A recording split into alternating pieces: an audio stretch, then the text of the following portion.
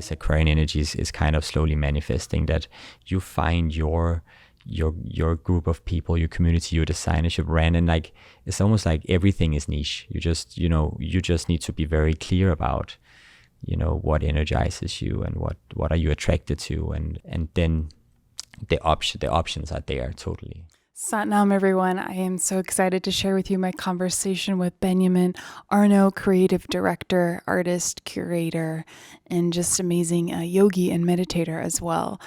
We talked about so many good things. We talked about fashion today. We talked about creativity in general. We talked about self-expression. We talked about the yogic principles around how you carry yourself and what you wear. Can't wait for you to hear this. If you're watching this on YouTube, please comment, subscribe, share, like, all the things. If you're on another platform, please write a review because we'd love to share it with more people, and we're not running any ads. See you soon. Thank you so much. Hello, Satnam, everyone, and welcome. My name is Pritam Siri, and I'm here with Benyamin Arno, who I'm ready for the world to also know. And I'm going to read you a little bit about him and his majesty to begin. So Benyamin Arno teaches Kundalini Yoga, meditation, and Gong while exploring astrology, numerology, human design, and Ayurveda. He was born and raised near Copenhagen, Denmark, where he spent his teens as a professional athlete, followed by more than a decade of working in the fashion industry. And today he's running a creative studio consulting for fashion and lifestyle brands such as Interview Magazine, Elle Magazine, Gant, is that how you say it? Gant. Ghent and Honda. And he was also a talent agent in major fashion. So welcome. Thank you. Thank you for being here. So such a pleasure.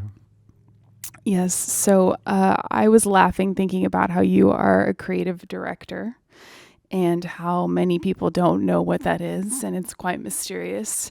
And how you came up on this position. Like, I'm sure growing up you weren't thinking, I am going to be a creative director, or maybe you were. I wasn't. I think once. So I grew up in Denmark, and that was in elementary school or something, primary school. We had this like website of what education you needed to have in order to get a certain job, like role. And I remember like looking up certain things. It was like architect or working in advertisement. What do you call that? We call it like an advertisement man in Danish. No. So basically art director. And I remember like having these like 3 options only on that website. And I didn't like the visual expression of the website too. I already had an opinion back then. How old were you? You had an opinion. I was like, I don't know, not even 10. And the whole notion that I had to choose my future education and like job on this website just annoyed me so much. From a website that had a bad aesthetic, you couldn't handle on that. top of it. And like you only have 3 options. But no, I didn't really see that. It was like architect, and at some point earlier it was like being a pilot. Very different. Yeah. Okay. And then how did we land to this point? Because I'm also curious how your experience as a professional athlete has informed your I'm sure your discipline, but also your creativity at this stage. Definitely. So actually, that was one thing that I was quite clear about when I suddenly one day decided to be I wanted to be a ballroom dancer, professional ballroom dancer, and I was like, I saw it on TV and told my mom like, I want to do this and I want to become a world champion. So that was actually what I thought I was going to spend my life doing. At that point, I was like, sure, this is great. So I started dancing, and that was, from I was 10 till 19. And that has, I think, been my foundation for even understanding, like in the kind of the teacher-student relationship, how that dynamic is, which we kind of are very, very aware, and we have a deep understanding of that in the yogic practice, and especially the Kundalini lineage. And but at some point, so I did that professionally, and it just escalated, and it was like practice every day, competitions, traveling, championships, etc. Then in high school, I felt something was pulling me a different direction. I didn't know what it was. I had no, but I decided to stop dancing, and I dropped out of high school as well. Second year of high school, almost finishing that year, but I didn't finish the exams. And I had the opportunity to go to Milan, as I also had started modeling at that point. So I was like in high school, dancing and modeling. I like to keep busy. And so I went to Milan, and that journey actually with modeling was how I kind of came into this to the fashion industry and also the creative realm. And I realized quite quick that this success with modeling didn't really happen as I expected. So I kind of wanted to do something that I was more in charge of. So I had the opportunity to be an agent at a modeling management in Copenhagen. And I remember my boss there, he was like, let's try 2 weeks and see how you handle this. And those 2 weeks, they went by, and I stayed for 3 years. And moved to Paris. Not that I'm going to tell the whole story, but I went to Paris. I was working there at management, and then I started doing a lot of styling for shoots and stuff, met people, and the whole styling thing became my entry into more like conceptualizing shoots and art direction.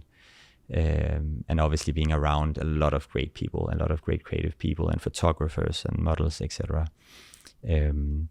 So that actually has been my way into this. Yeah. Yeah. It's funny you dropped out of high school. I was just speaking earlier with someone about how it's kind of trending now, because people are like, if you know, the romance around high school that we kind of had, or at least in America, of, oh, like senior prom and, you know, junior year, and what is that like? And then applying for college, like there's such a huge narrative around it. And then now people are kind of like, wait a second, I don't like this. I'm not moving forward intellectually. I'm going to get my GED and then go right to college or go right into something creative or whatever. And I think that kind of depends, of course, where your high school is and how it's going. But it's just cool that like someone of your caliber made that decision. It's interesting. I have like actually a few close friends that also took that decision. We were not friends back then, but and it was not a popular decision at all, like from my parents' side or the teachers, or but yeah, something else was really pulling me in a different direction. And it's funny enough, the narrative in Denmark was also really strong back then, and I was really just against the whole like prom and like the whole social aspect of it. I felt like it was so rigid, and you had to like play a role and stuff. I love studying, but in that kind of construction, it was actually not really exciting me to go to school actually. But yeah, it led the right way in the end. Well, I really wanted to speak to you about fashion and just creation and spirituality and this intersection that we are seeing. I can speak very little on the fashion world, which is why you are here. Could you define for our audience the difference between fashion and style, if you think there is? Good question. I think in today's term, fashion is even like is a bit broad. I think fashion is like the main kind of, yeah, like the umbrella of a lot of things. You have like high fashion, you have more like, you have different kind of fashions. The realm I was navigating in mostly was the high fashion, meaning like the brands that does shows during fashion weeks in Paris, in New York, in Milan. But fashion is way more than only that. But fashion is, usually something that, you know, evolves constantly and has become very trend based, where I think style is more about understanding who you are and what you want to project. And style has no kind of style can be in fashion or not, like a person's style. It's not necessarily fashionable that style a person has, or a brand, or a place. That's more coming from a different place. So fashion is usually, you can be inspired by it, but I think that's, in my definition, like the difference between style and fashion. Style is sort of an intuitive understanding of yourself. Totally. And I think the deeper that understanding is, and evolved and intelligent too, the better. Like it gets easier even to dress. It can also be difficult sometimes if you understand yourself too much, but then you also know how to be yourself in even different environments and situations, in terms of how you dress yourself. And it can be used, I think, as a way of actually navigating space and time in a way that energizes you. So it's like, it should be for your benefit. It should serve your being and your job and your purpose, and I think we can actually do a way better job in general in how we style ourselves. I love talking about this. We've been talking about this a lot because of my recent obsession with the Tibetan word drala, which everywhere you look, there is no singular definition. It has multiple uses. But what struck me is that this idea of drala, one, I understood it as exalting yourself, how you carry yourself, and then exalting environments. And then another student from a Tibetan Buddhist lineage says, oh, drala means beyond the enemy and beyond fear. I was like, okay, that makes sense. That also makes sense. And that in conjunction with that is the word. What is the word? In conjunction with the word drala is the word regalia, which we love. We love this word, which is the idea, and this is a yogic teaching, that if you are in your own regalia, which is your drala, it's very hard for people to mess with you. So it becomes sort of like this armor. So if you're in your style, which there's an air of energy to it, like a confidence. Literally, the aura changes. People can't really mess with you. And then it becomes protective. It exalts you and it exalts people around you. I love this. This is very exciting. That's so true. I even once, a friend of mine told me this. I think it was a study, but they said people who kind of always dress the same way, apparently other people respect that person more. Not meaning necessarily you're wearing the same uniform every day, like you might change, but you have a certain style that actually it creates, like, psychologically, other people respect that person more. I kind of feel like it buys a bit into this, or connects it a bit. Then of course you can talk about if that style comes from an authentic place, an elevated place, a conscious place. But I think it's even my experience of people that I'm inspired by, or like they would show up in a, with a kind of strong, even like visual presence, and I kind of, I like that notion actually. And it's a consistency. People, that's one of the things on self-trust. They say you show up for yourself, you have discipline for yourself. It literally changes the aura. So I'm sure that the visual, physical, fashion version of that changes the aura.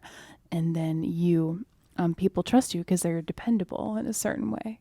True. You have a certain standard, like you and your shades of beige.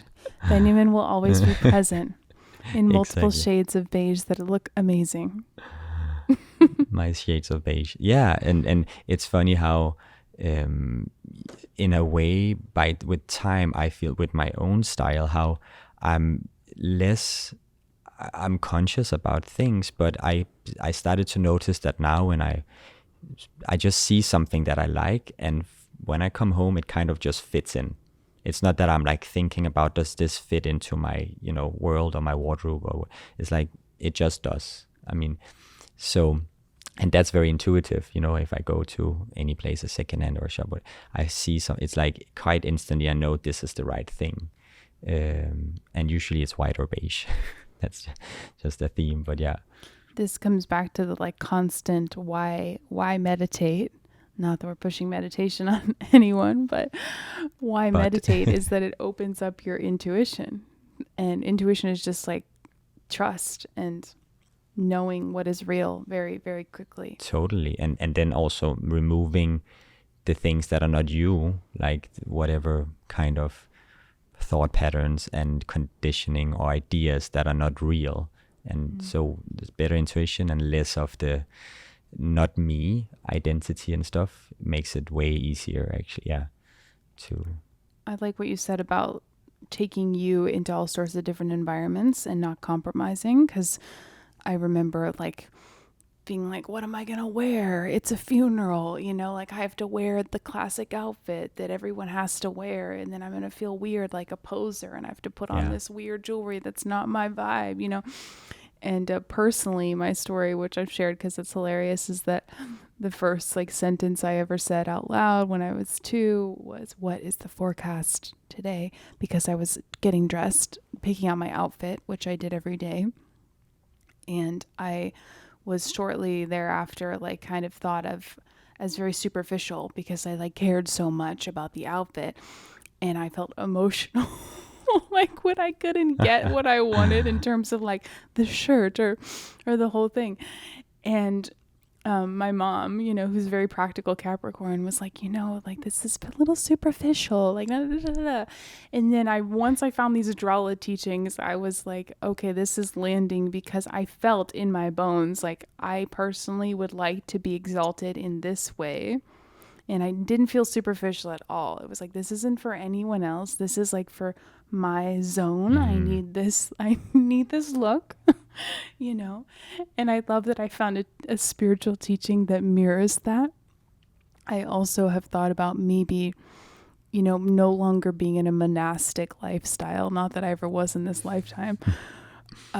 You want to put something on where they call it householders. So everyday people. We're in Brooklyn, we're in New York, we're having a great time, living our lives.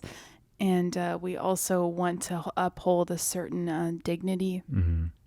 And in the monastic kind of traditions, or in any, you have these uniforms, and then it holds you structurally in a certain container.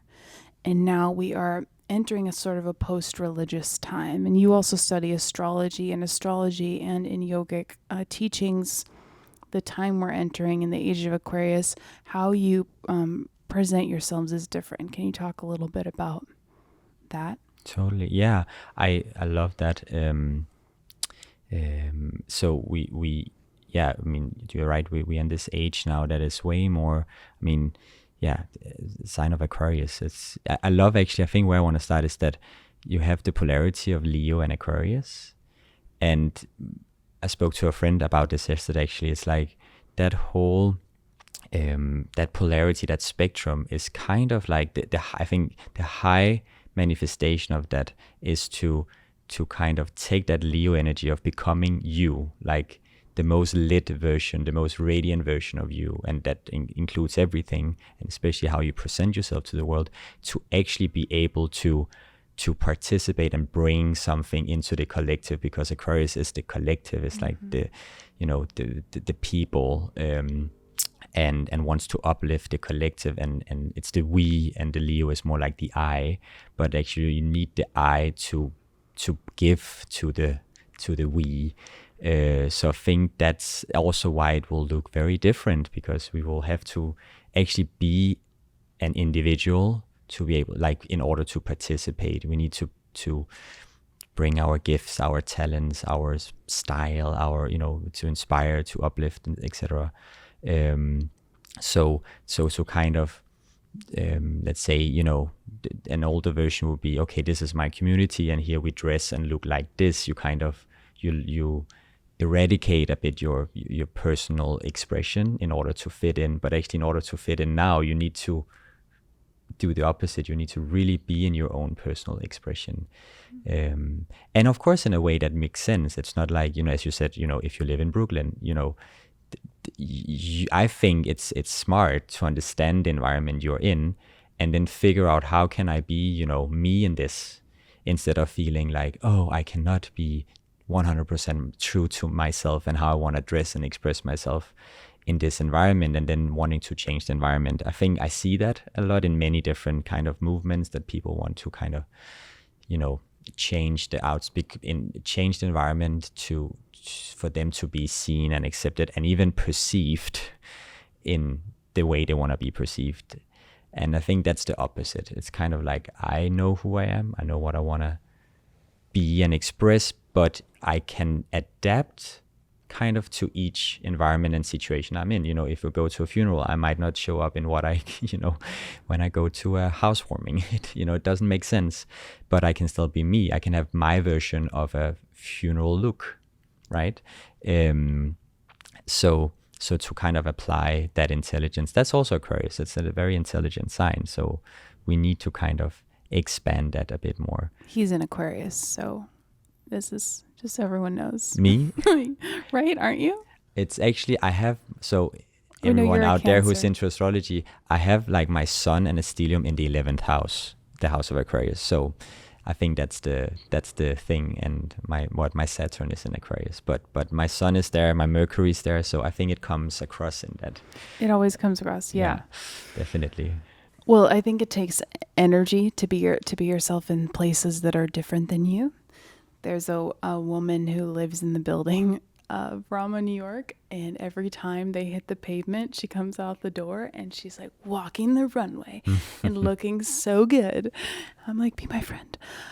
But I think that New York is obviously a great place for that. But at this point, there are like no excuses for not having the conviction to be yourself. I mean, in the yogic practice, like everything that we do is to get enough energy, to have enough courage, to follow through with that, and not get kind of muddled in the time of the sameness of everyone kind of appearing the same and being the same. But we've also been speaking about just Aquarian astrology. So for reference, Aquarian being the time that we're in for the next, 2,000 years? Yes. Yeah. So, but it's a massive shift. It's a massive energetic shift. And with it comes all sort of like interesting new interpretations of how to exist on Earth, how to relate to the Earth, how to relate to yourself, all that kind of stuff.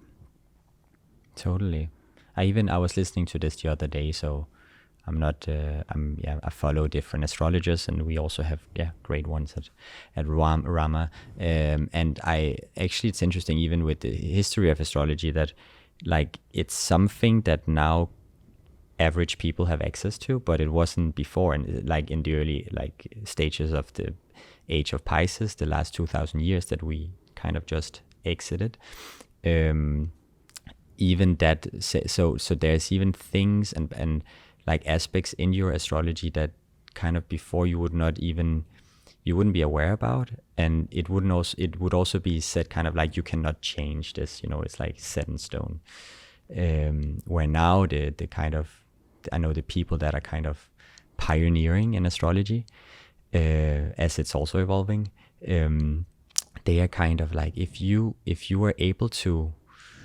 There was this one guy, actually, it's really interesting. It's called like Christ consciousness astrology, but he said if you apply the virtues of Christ spiritually, you actually overrule your astrology. Like you can navigate as you want. And I think this is we can translate this into like the yogic, especially the Kundalini technology that as a practitioner, as someone who practices especially daily and who is immerses him or herself in this, will have the energy and power to overrule all the negative aspects. So even that is like something we're able to do now, and people are not able to do before. So that makes it looks really different. And then also the interpretation of these like 12 different, you can call it streams of consciousness, the 12 zodiac signs. Like it's a different lingo. One example, for example, that the 12th house in astrology is a bit kind of doom and gloom. It's a bit kind of like people are a bit afraid of that, especially in Vedic astrology. It's kind of the house of elimination and losses and seclusion from society. It represents monasteries. Oh yes, I've got some 12th house energy going on. But I also had a very Aquarian astrologer tell me it was sort of this like edge space. Yes. And I really love the way she related to it. And honestly, every time I have a good conversation about astrology, like no cap, as they say, some real conversations, I'm deeply inspired and I'm left with another understanding of who I am. And I truly believe that it's real in that way. But she was like, you have to go to these edge spaces for you to enter new creative pathways, like walking down a street that you've never been on and then going to a neighborhood you've never been to and then having a different conversation and eating something like a whole That's different brilliant.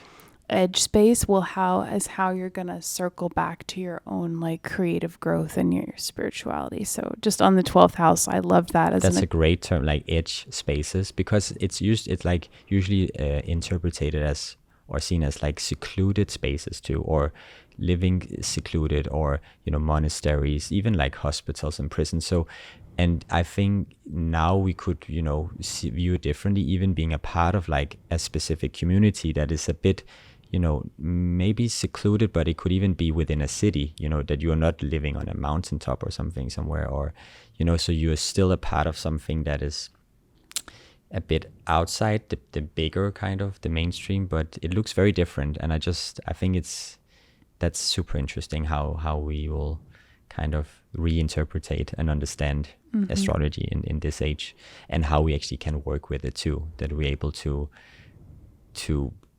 move quicker and to override at least like the negative aspects and influences and stuff. So if it's even necessary, I do think so. I think it's a good lingo to kind of understand, just even like on the surface. I think it's needed. Disclaimer, your intuition will get you everywhere and also help you determine which astrologers are worth listening to and not. Yeah. Because the internet is a wild, wild west, right? Totally. Of information. On this Aquarian kind of consciousness in the fashion world, and I just speak in general when I say fashion, like high fashion, anything you're exposed to and inspired by, who are you like watching now and thinking, or maybe it's somebody you've known forever or something new that is really like landing with you as this is an Aquarian example of fashion, or just, something you enjoy right now? Oh, good question. I've actually, that's something that I don't really have particular like people. There are certain brands out there that I like. Mostly it's like, they usually make nice whatever jackets, coats, something more specific, or shoes. But overall, I find it hard to find a brand or people that really represents what I am looking for. That's why I usually end up also making things myself by hand. You made this beautiful vest you're wearing. Yeah, canvas linen vest, and yeah, it's. So I also find that very kind of Aquarian, like, oh, I will make it myself, because there's the option is not out there, and I usually for me my inspiration is usually under the notion like ancient future. I would put it this way. I might be a bit, what happens or has been happening for several like decades now in fashion is that there's usually this kind of retrospect that every 10 year you kind of go 20 years back and you're inspired by the decade. So now we just had a moment of like the 90s, and now it's the Y2K that is kind of... And music also goes in the same cycle. There you go. Yeah. There you go. And I've always been, I was there too at some, but like really, there's so much you can go back and look at in history, even if you want to go back in history and be inspired by. And this, for me, I'm really fascinated by, especially places and cultures on the planet that are not really that explored, especially not in fashion. I love like even the whole like Tibetan culture in terms of how they dress, both Buddhistically, but also just I mean they are Buddhist usually, the whole culture, but that's really inspiring. And like Eastern kind of tendencies, Middle Eastern. I think there's something in these like pre-industrialization, but actually they kind of kept their traditional way of dressing until even still now.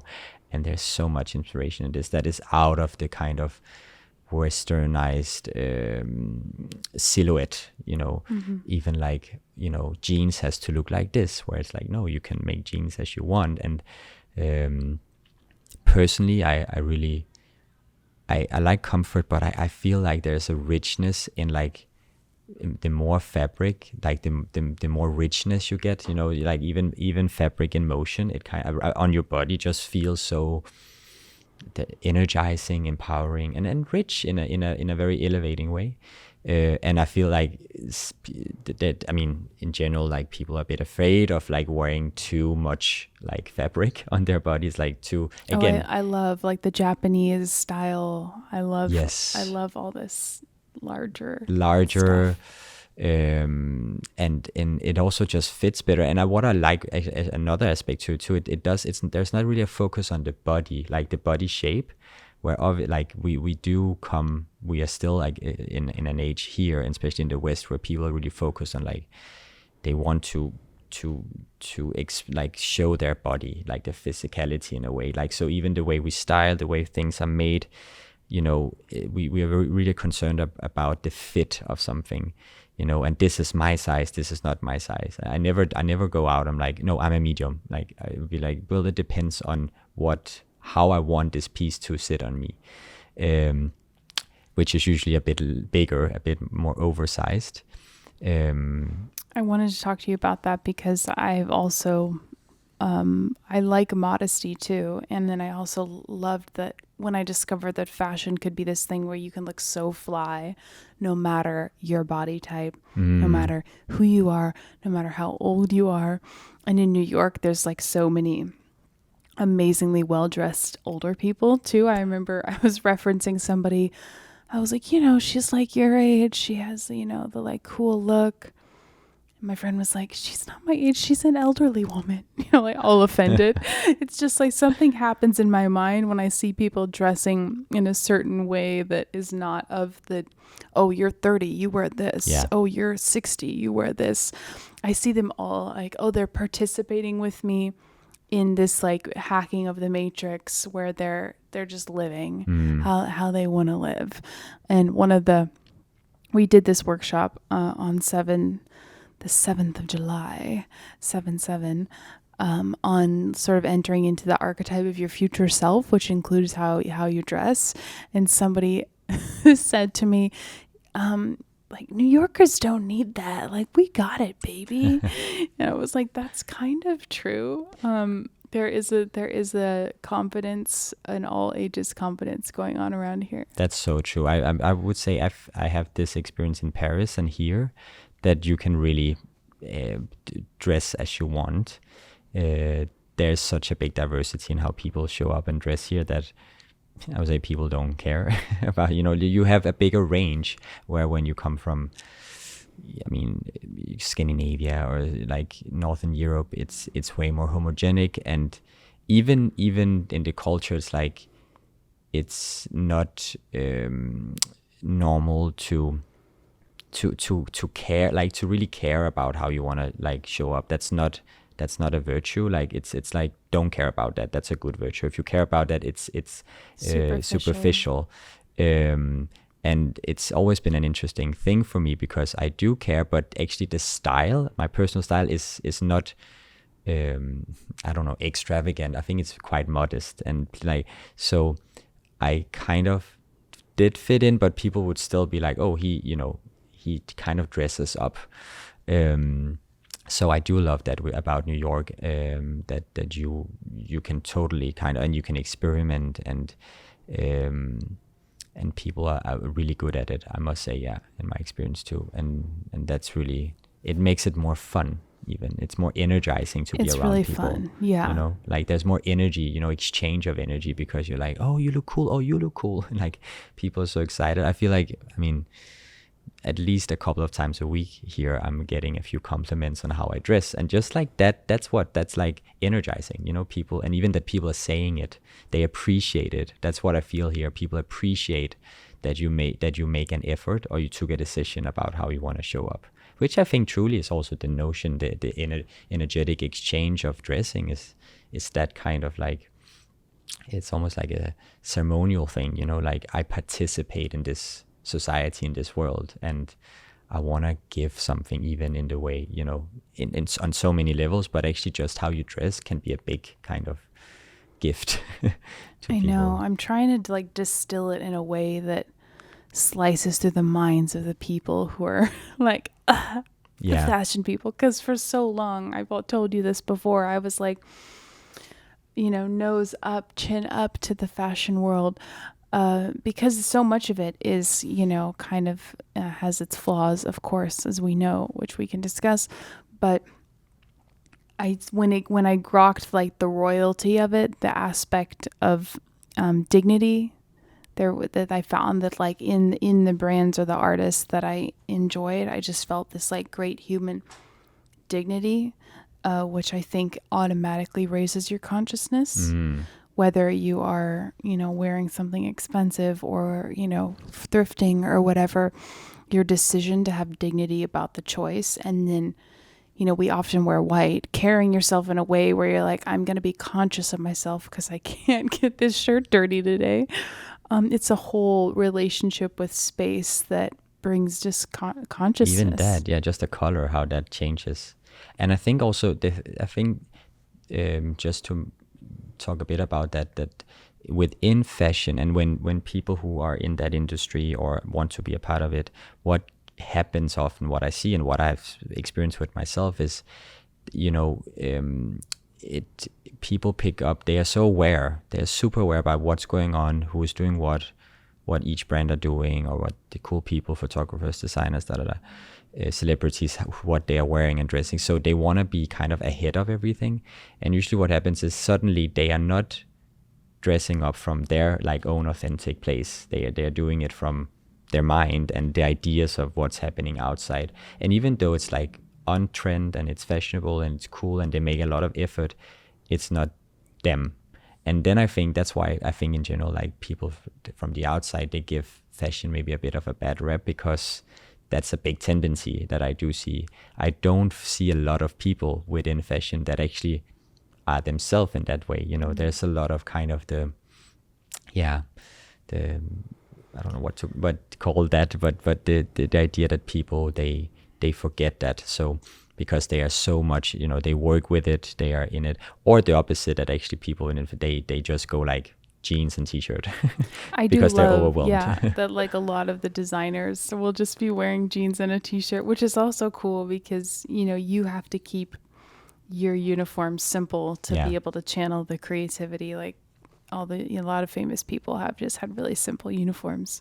I can relate to that. I also, with age, became more and more like how subtle and simplified distilled can my own style be, because there's so much going on and I need to creatively work with, like, express so many things. And actually even that becomes like a, you know, an outlet creatively, so I don't need to you know, express it through how I dress or in other ways. So I do think that's actually what's happening usually when you simplify it like that as a creative. And then on that, as you are a creative director, how is do you channel as you are a creative director, like do you channel this? Also explain what that is, like real talk. Explain what that is for us. It's good question. I mean, I even sometimes I have to Google it. I'm like, what is it again? What is my role? Because it depends on so many things. Also in different projects, different clients, like what my role is. I would differentiate two things. So there is like the creative director. There's also art director, and actually it's two different things. On the creative director level, you're more kind of you are conceptualizing, you have the overall kind of vision of what's, you want this story to be told. Let's say that the concept. As an art director, you receive that concept from the creative director, and then as an art director, you figure out how artistically to express it, in what style, what aesthetic, who's the right, let's say, model or photographer, and so on, the stylist. So that's more like the aesthetic expression of the concept or the vision. And I have both roles, so it depends on the project. Sometimes I'm more the art director, or more I'm the art director or the creative. So that's how I would define it. So and I think actually, I mean, I don't know, I always thought that everyone would be like quite how to say that, like straight with these roles, but I think it's a very fluid thing actually within this, especially fashion. So yeah, it's kind of like, especially as an art director, people will pay me for my taste, usually like my aesthetic, or how I want to present something, or how I see the best way for a brand to express something. But of course, it always have a bit of my take on it. As a creative director, it's more my conviction around a concept, that I know this should be the best or way to solve this in a way. So I hope that makes sense. Yeah, and then in terms of the download of, I mean, I think all artistry is sort of channeled ultimately. How does that work? Because you've done creative direction for like quite a variety of things. So in terms of your meditation practice, how does that inform it? And just generally, like, is there a little bit of a process that other artists or creatives could tap into as well? So I would say my meditative practice has just kind of enhanced the ability and given me more confidence and trust in that intuition. So for me, it's usually quite, when I'm presented a project or a task, I usually get instantly a download or a thought, this idea, this notion, like this aesthetics, or that kind of mood or environment, whatever the project is. And then I go into that, and then actually later on I kind of go into the research, or I do an analysis of like more, okay, why am I actually inspired by this for this? Why is this the right way to solve that? And then I kind of distill it, and I can see, oh, okay, actually this makes sense. So it's almost like there is, this intuitive intelligence that is so instant, and it's the first thought. And I also know if I doubt that, if I go, then usually I need to come back to the first thought again. And I actually think that's also why I enjoy having that role, because I never kind of doubted that I was allowed to do it, follow that initiative. For like with so many other things in life, I would still be like, oh no, I mean that's not logic. Maybe like, does it really make sense? You start to think, and here I'm just like, it always works for me to go with the first feeling or thought or whatever it is, which is a yogic teaching. So you're aiming to be in the flow of intuition, and then when the moment you stop and you start to analyze and relate it to the past, then the flow stops, and then you're getting in this kind of reactive, going back, retroactive kind of energy, rather than just like the forward flow, next moment to next moment, which is where the energy actually is, right? Totally. That's so well said, and that's actually the experience, that we have that intelligence, and it comes from, I mean, also from, yeah, of course, practicing and then allowing yourself, and then I love a thing that actually helped me, which was like a cognitive thing, but actually the human design, that it indicates how do you respond to the world, like you can have this like sacral authority and stuff, and human design, everyone, it's like astrology in terms of it's a language of self-awareness, right? Exactly. And how to how to live the most energized in a way, how to keep your energy. I would say maybe that's a simple way to explain human design as well, linked to the astrology. And everyone has like a stronger kind of authority in their system. I do think from a yogic perspective that we actually, it's the whole system. Like intuition is like, it's not just one place you get, but I do always feel this kind of initial, like strong excitement and energy from the sacral, from the navel kind of. Is that what where yours is?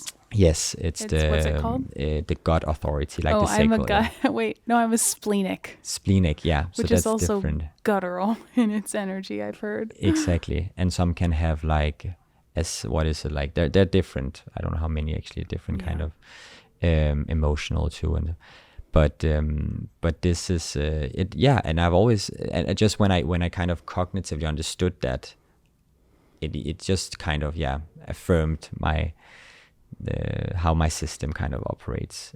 So that's a good system. That's why I like these system, human design astrology. It can just give a bit of like affirmation. It's to that system, that you're on the right track.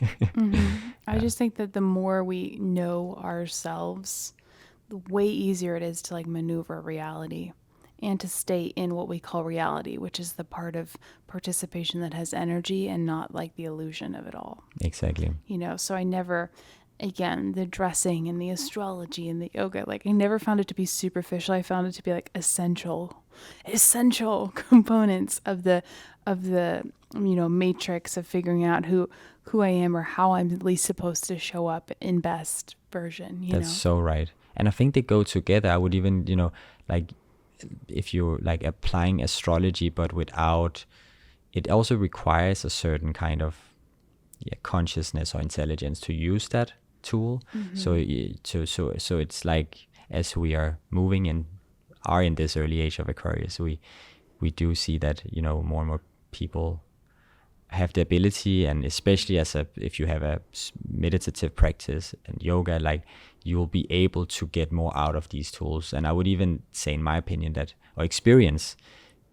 when you truly actually can use these tools, it requires a certain consciousness to work with astrology and then human design. Interesting. Yeah, it's human design's really futuristic. I'm excited to study it more. Okay, I asked you to name drop brands you love. You didn't do it. I didn't do it. It's on top of my head. I actually just had the pleasure to model for them, to walk their show in Paris. Is this French designer Christophe Lemaire and his partner. They do a really beautiful. They have a beautiful brand. And I really... What's it called? It's called Lemaire. Lemaire. And he used to be, I think he used, it's 10, 15 years ago, he was the artistic director of Hermes. And then he started his own brand. And it's what I like with it is definitely the clothing, the collection, but also it's kind of, it's Lemaire. It's like, it's not on trend. It's not changing every season. It's like a constant continuation of the same design in a way. So you do see an evolution, but they have such a true identity and design philosophy, if you can call it that. And I always been mostly like attracted to these brands. So they are not like changing their collection because something is trending in the outside fashion. And I just feel there's less and less of these kind of high fashion brands, but on the contrary, I see a lot of new brands that are not on the runway, the Fashion Week runways, but they are on the internet, on Instagram, and they have a web shop that are doing something that really comes from like a true place. So it's almost like we're shifting out of this kind of like one like elite kind of thing of fashion, and now it's like breaking into a lot of small like different communities even of different I do see the even I spend a lot of time in Mallorca, and there's even a whole fashion scene there now. It's smaller, but it's like people, buy into certain brands and aesthetics, and then you go to Paris and it's a bit different, or another place in Spain and New York, and you even see in different communities how different fashions are more, trending than others. So maybe that's also a very kind of Aquarian notion that we are, as it represents like decentralization and smaller communities, yet connected. Well, I think this renaissance is happening of which is very Aquarian, and which we're kind of expecting to happen because of the change of the age that's that we're in, that we incarnated to be in fashion and in art and in everything. The decentralization of literally everything, including, I'm like scrolling, and because, the app listens to my mind and records it for what I want. It's like, perhaps you need another linen dress. And it like shows me this amazing, beautiful designer in the plus size, thank you, Instagram, of that. Is that I am finding like some beautiful designers, and then just in like our neighborhood in New York, there's pop-ups all the time of really cool new artists, and I'm excited to potentially be at Fashion Week with you and doing some meditations and stuff rather than getting wasted, or in addition to your call. So yeah, the decentralization of everything is really exciting. And then the Lumiere, how many years have they been? I think for more than 10 years, like 10, 15 years now. And it's also a thing that kind of they are, you can see that they're growing, they're becoming more and more successful, more and more known. I don't know their like financial numbers, but I do know that, it's a brand that was, so when I kind of entered fashion was like, and I actually moved to Paris, it was not one of the like biggest shows or anything, and then they also only did menswear in the beginning, but it was nice. It was like people knew that he was from Hermes, so he had this like blue stamp of like, okay, he knows what he's doing. But it also really developed since then. But still, you can see, I think that's again, we talk about Drala in many aspects, that even within, so fashion is, it's photography, it's styling, and people who really are able to tap into their unique Drala, like even creative expression in terms of photography or styling, they are the ones that actually usually, create a good career, not the ones that are kind of thinking about what could be the next thing, or how am I in front of all the trends, or how am I all the trends, and especially in design. And it's also just, yeah, it's just so boring too if everyone is, when everyone is just reacting constantly. That's the way of putting it. Yeah, reacting instead of responding. And and I even see what is like the really sad thing, I guess, is like when you have brands or artists, this is also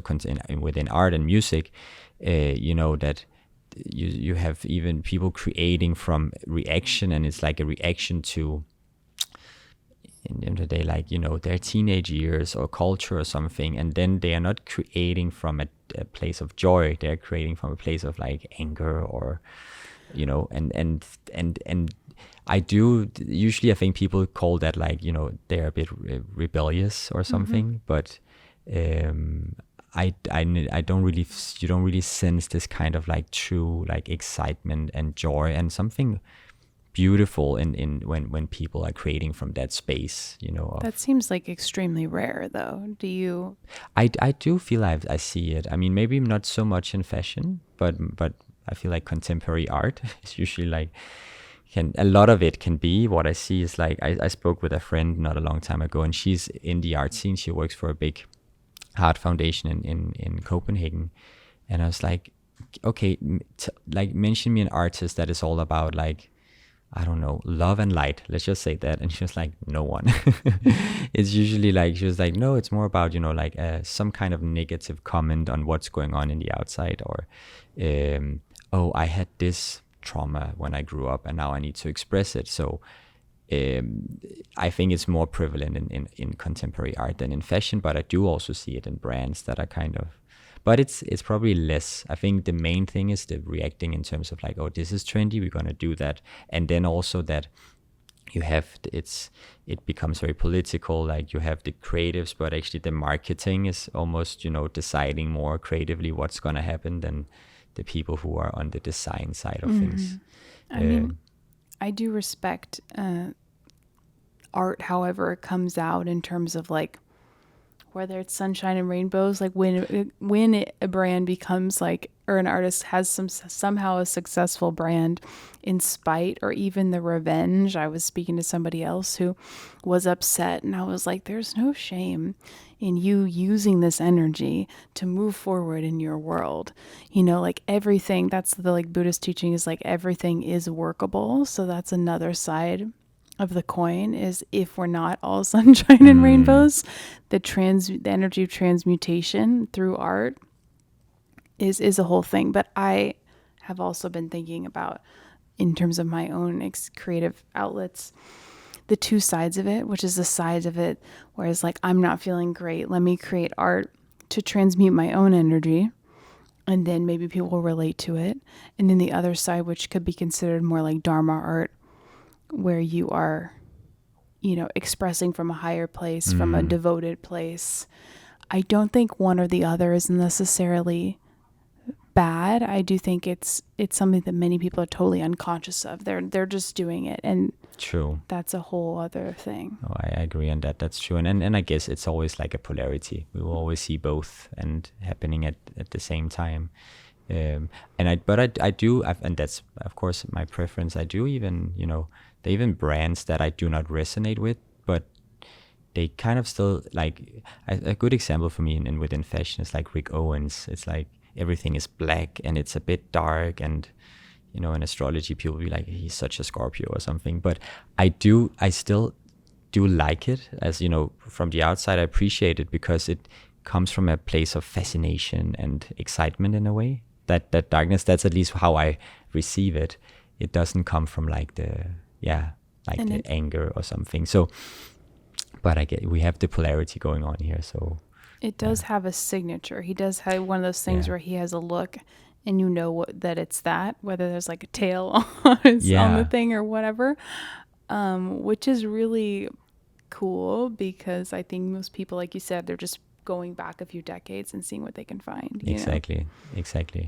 Or and it's there's way more space. We are also creating from different spaces. I mean, if you take now the still trending like Y2K, it's kind of, in yogic terms, like very second chakra in a way, and but you have so much else going on at the same time. This might be like the mainstream thing, but people are able actually to create from different levels now, and I find that very, very joyful to see. And again, this Aquarian energy is kind of slowly manifesting, that you find your group of people, your community, your designership brand, and like it's almost like everything is niche. You just need to be very clear about what energizes you and what are you attracted to, and then the options are there totally.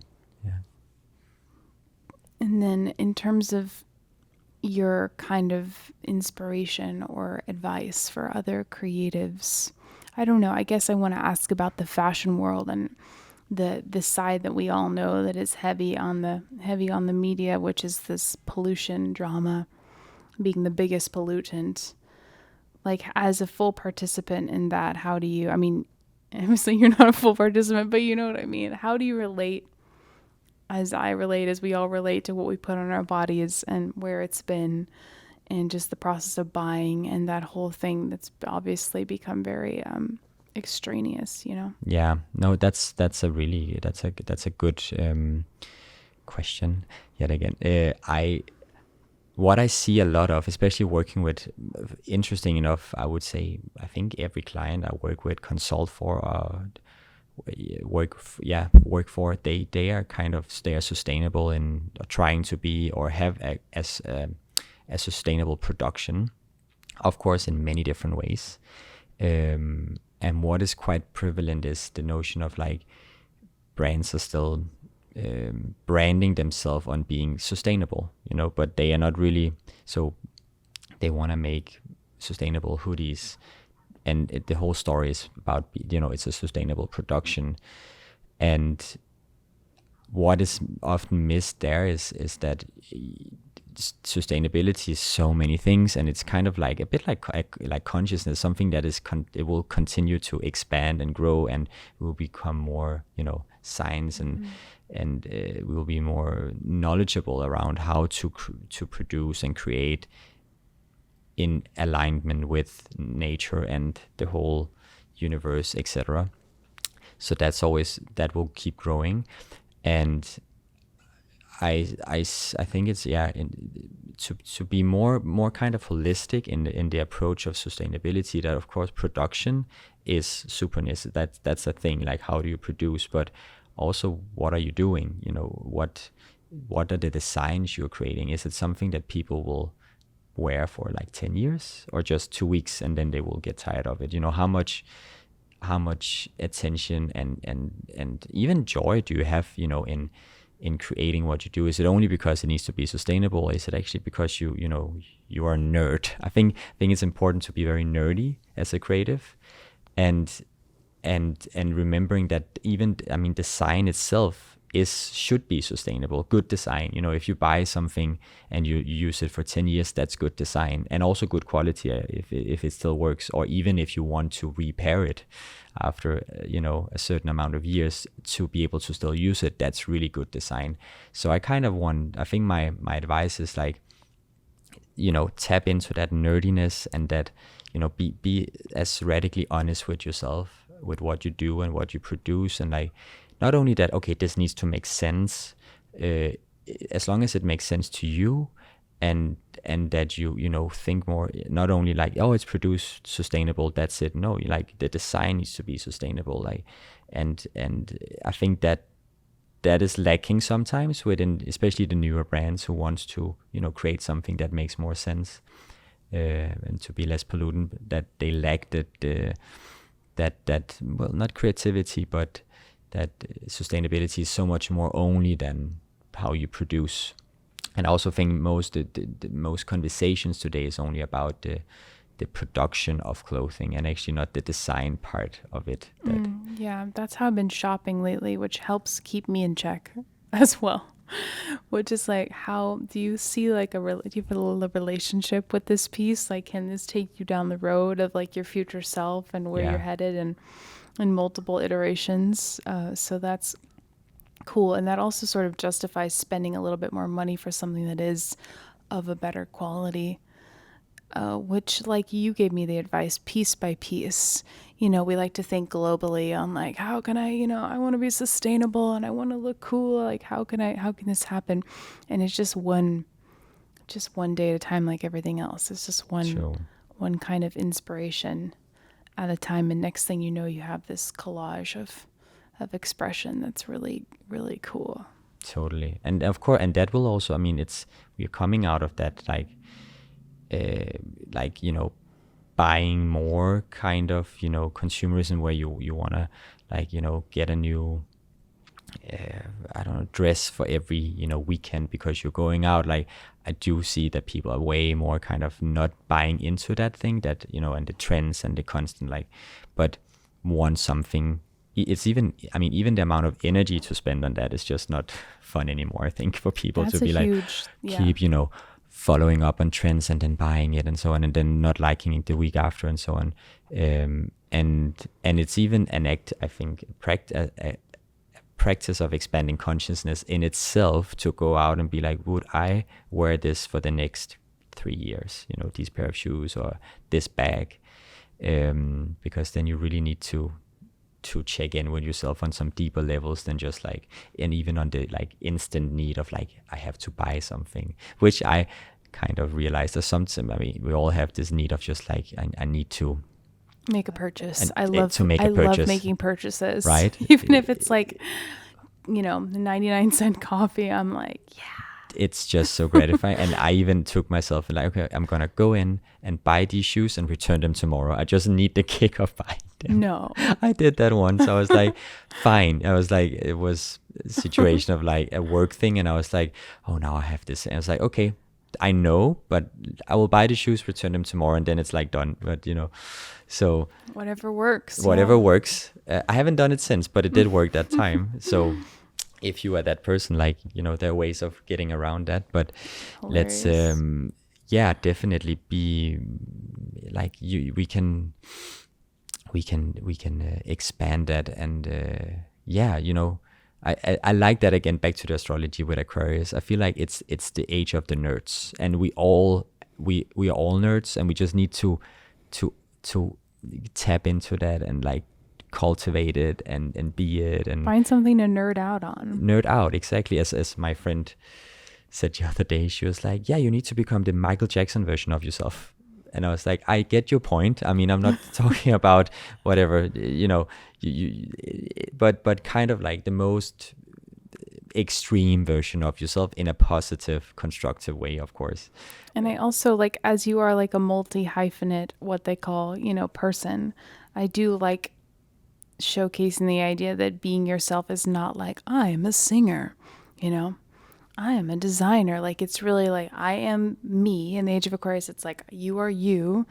And then as a byproduct, you have all these creative outlets, and it doesn't mean you're distracted or like not, it's just, following the energy of what the next expression is. And then if some of those outlets create accolades and financial success, then that's incredible. But ultimately staying in that flow of what the next creative action is the goal, right? Totally. I know that our teacher Guru Jagat was like big about this, and like, she was almost like, if you're a lawyer, you need to also be a singer. Like, you kind of, and also because I mean, first of all, that's the truth. We are not just, of course, like one thing, one expression. We have so many ways of expressing ourselves, and maybe coming out of the culture of like, oh, you choose one thing and then you specialize, and and that's the thing you do forever. That's it will even that act of doing, using different kind of mediums and creative expressions will just make you more agile, and you will meet different people, in different industries, and even all what it does to your brain in terms of neural pattern is just, that's amazing. We want to be that. The diversity in any sense, In any sense. every single way, is just so nourishing. So nourishing, and would almost be more like of a Geminian kind of energy of like doing multiple things, and I think that's definitely a thing to cultivate. So just I remember like I don't know, 10 years ago, like when people started to have like DJ / model / and everybody was like, oh, this is so pretentious or whatever, like flaky, and I was like, no, that's great. Because and I always, with myself in a way, maybe that's just I would used to be like, I do this, I do that, and not really I am this, I am that. I think it was a way of me of dealing with the fear of people thinking I was that person, but I was still like, I do many things. So tap into that, and it doesn't need, sometimes it's a project, sometimes it becomes a business, sometimes it's a capsule collection, sometimes it's one album. It does, just if it moves you, it's definitely worth it. Yeah, because the whole mandala, we have no idea like what the greater web of it is. And so I really do believe that nothing's in vain in the creative process. You spend years on something, and then it, maybe the public doesn't react as you wanted it to. It was all just kind of a blessing. And then, speaking of, you have a capsule collection, right? Ish. I do. I did actually, and so I did last fall in Mallorca, kind of a little collection, if we can call it that, several pieces that was like one of a kind each, from upcycled materials that I found on the island, either from old clothing or just like old fabrics from a secondhand, even like curtains and bed sheets and stuff, that I would rework and turn into pieces, pans, kind of over jacket, kimonos, vests, and so on, bags. And most of it, I think all of it is kind of sold now. What is the brand called? Still haven't really decided yet. It does have an Instagram though, right? It does. Right now it's not kind of like it, I don't have any pieces there right now. But it was also again a bit of a way of me getting into.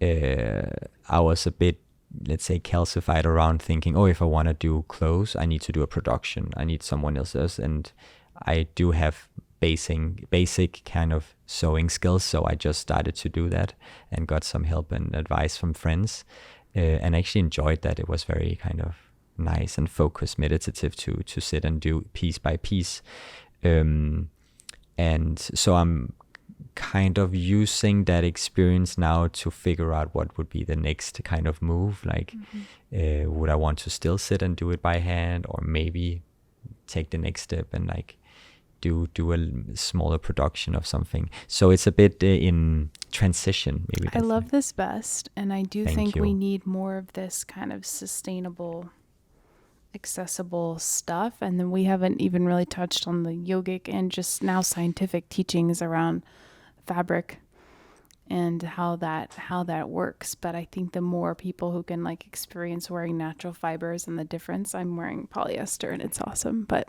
especially when it's sunny. Yeah, most of the time we're wearing cotton, and that's great too. So that's really a subject too I'm very nerdy about, and I mean, my whole wardrobe is, I think, if I have something synthetic, it's probably in a jacket or something. And again, it's not being against something, it's more being pro something, like, so we have so much science now backing up that organic fibers are just like way better for you, and I think the basics are very logical about not having chemistry close to the skin and so on, but how it enhances our magnetic field and all of that. It can circuit energy way better than synthetics that actually blocks. So even just that, if you were just like if you could take one thing and be like, okay, I will turn my wardrobe into like, kind of organic fabric based, you would already feel like a big shift of energy if you have a synthetic based wardrobe. And it also usually is like, it also ages differently than synthetic materials. There's so much to talk about within that. And the other thing we should share is the yogic teaching around wearing white. There is a teaching of you just get dressed in white head to toe.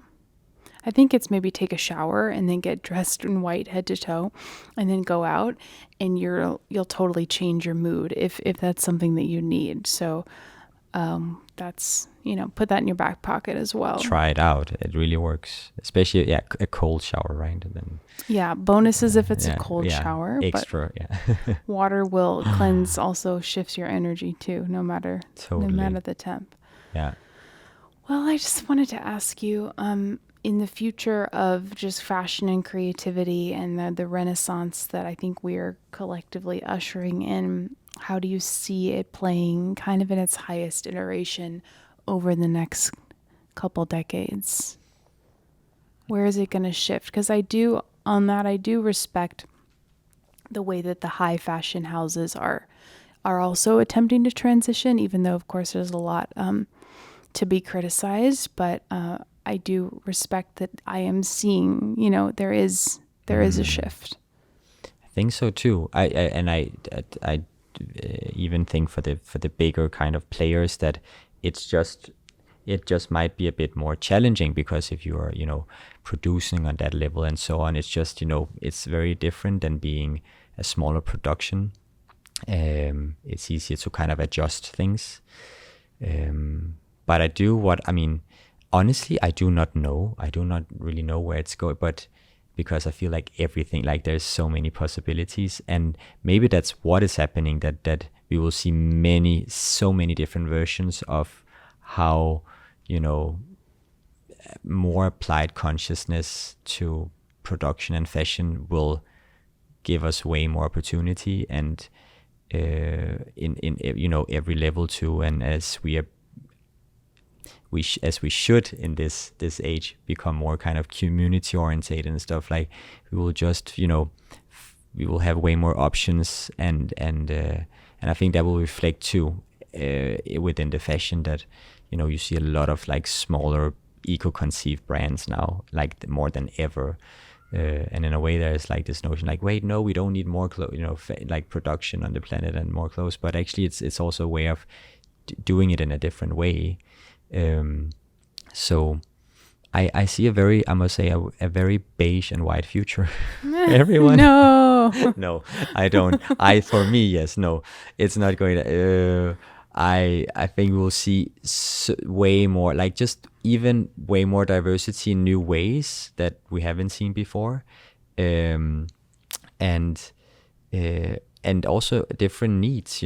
As we are, changing ways of working and being and existing. Like, I do foresee and hope that that's why people want to be more comfortable in their clothes, because they don't need to be kind of like in environments where everything needs to be like press folded and like stiff and stuff. Like, and even which actually I'm quite fascinated about, is like, how does the new formal look? Like we only have for men, for example, the suit.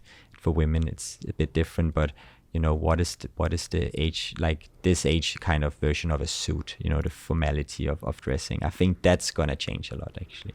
Well, that I did want to mention that I think that hot take that the degradation of society is correlated to how fashion has just become unsophisticated. Like that a lot of the trends are really, I forgot, there's like, there's names, of course, for the trends that I don't know the names of, but like wearing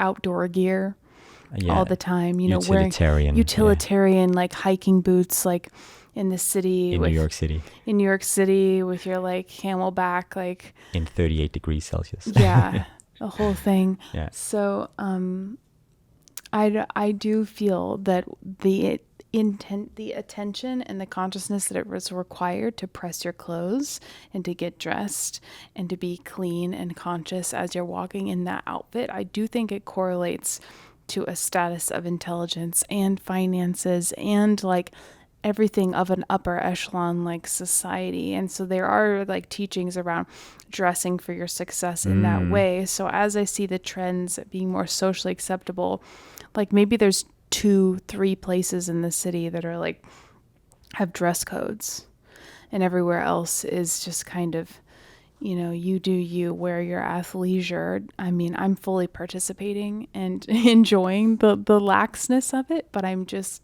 observing how this is one of, just like in education and other forms of society architecture, the kind of the cheapness and the fastness and the casualty of it is dimming our radiance in a certain way. No, that's true. It's almost like I heard this guy talking about it exactly like that. Even the whole invention of synthetic clothing was a way of like not having to spend time on ironing your fabrics, because natural fabrics they curl easily. Like you need to do that, to put that effort into it. And of course, there's an aesthetic expression of like how do you want to, but you're so right. We kind of lack that. In general, like it's not really that prevalent anymore. The more sophisticated approach and that is even I think that could that's probably as it's not there now, it should be a sign of it may come, it should come as a kind of polarity concept. And then the new formal wear, who knows? I mean, I do love a good suit on a man or a woman. It's even a new version of that. There are already many new versions of it, but I mean, I want to take it as far as like watching Dune. If you haven't watched it, watch it. Like aesthetically, I really resonate with that. Okay, Dune is all beige. Let's be clear. It's very beige. There's also shades of gray and some patterns even. But as a proposal to kind of like a more future formal, I do think there's something there that I really resonate with, which is kind of also an ancient future. Like you do see some like more kind of past prehistoric kind of way of dressing that is kind of taking into a more to a future context that I love. I was just thinking, me and my beige, maybe that's also a task for me to kind of, we also sometimes need consciously to get out of our comfort zone. So maybe you will see me in some patterns sooner than later, just to kind of, let's not get crazy, not to, I need to, see if I can deal with that. But a way of progressing and creating new neural pathways through dressing. But on the dune in the future, I do see that also in, like you're saying, in the classical, like more Asian styles from all those different cultures, there is a formality with more fabric. Yes. Which I have been experiencing more, and it just feels very royal. Also, majestic. Like since we are teaching yoga and practicing yoga, and I don't really want to wear the spandex look. It's that's a whole other kind of journey of, okay, I think we do need to create another line for sure. I totally resonate with that, and it's even like, if you, let's say you walk down Broadway here dressed, in a silhouette more like that, more fabric and more like, I do think in New York you can do that, but it's just, there is definitely a different kind of response from the outside world to that, which I actually think is good.